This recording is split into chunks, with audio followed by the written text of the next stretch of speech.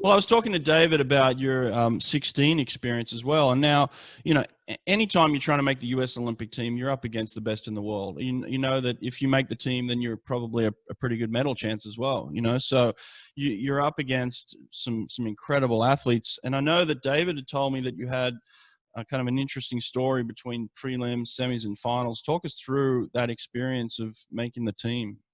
Yeah, I mean, my mom has always said, like, one race does not define your meet. She's been telling me that since I was like 10. That comes like a little more stressful when you're like at the Olympic trials, like, because one race does define your meet. I swim like my prelims and my 100 back, and I go like a 008, which is like well over like almost a second, 1.3 seconds, like off my best time. Wow, And you went a 008 in prelims. yeah, which is pretty slow. That Yeah. is pretty slow. You're Yeah. right. Yeah, I was not doing hot. And I was like, oh my God. Like, I felt like so ready. I'd been training great. My taper was great. My stinger was great. And I just overswam it. Like, I literally was just like too excited. My tempo was too hard. I wasn't relaxed. I was stressed.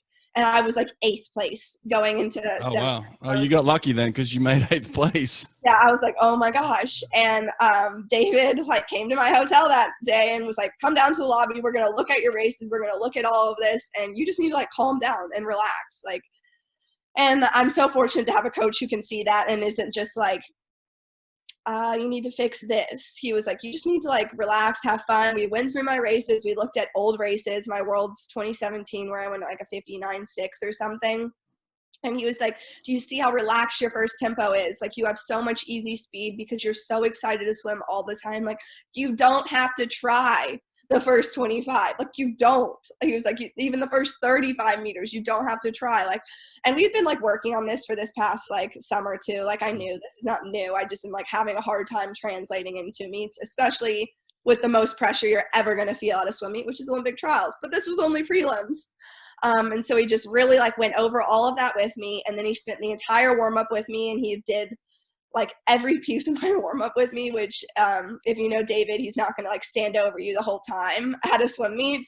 But for that meet, he did my entire warm up, like, which I usually do on my own minus a pace 50 or some chords, and was working on my technique. And luckily I have so much confidence in him that like stuff like that isn't freaking me out. Like the fact that he's like, you need to do this differently. You need to do this differently. You need to hold water like this. I'm not like losing my mind. I'm like, okay, this is what I need to do, because he knows me and I like believe in everything he says. And I think that's important to have in your coaching swimming relationship, is this like huge belief. So you're not ever questioning things, because I needed that then. I needed to tell me what I needed to do. And he also told me I need to like have fun, which is easy to forget when you're competing at the highest level of athletics. He was like, I don't care, like, if you're not having fun or you're scared or you can't do it, you need to like walk out with a smile on your face, because eventually your body's going to think that you're having fun if you just keep smiling. He's like, I don't want you to walk out looking scared, walk out with confidence.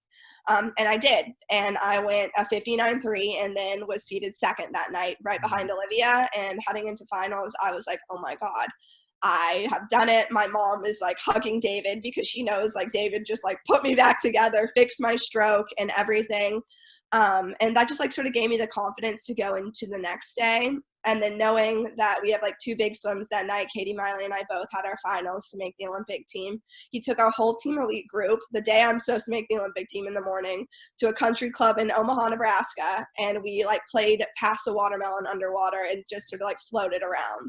And the reason why he did that was because like you don't need to be so wrapped up in your emotions 24/7 at a swim meet. And if you know Olympic trials, walking into the warm-up pool is just like a flood of emotions, because everyone there is either having the time of their life or like the worst experience of their life.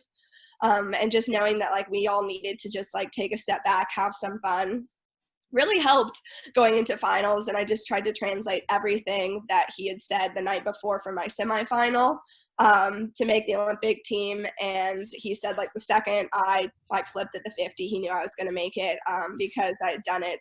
I went out fast. I was at a slower tempo than I usually should be at, in a good way. I was holding a lot of water, and just like being able to touch the wall and see I like made the Olympics was like one of the best moments of my entire life, and seemed so surreal to me. And So fortunate that I got to experience that with like my Cal teammates there as well.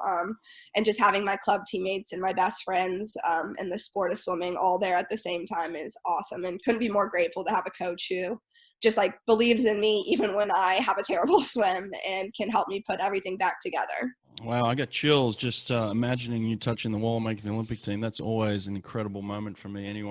Anytime you make it for the first time.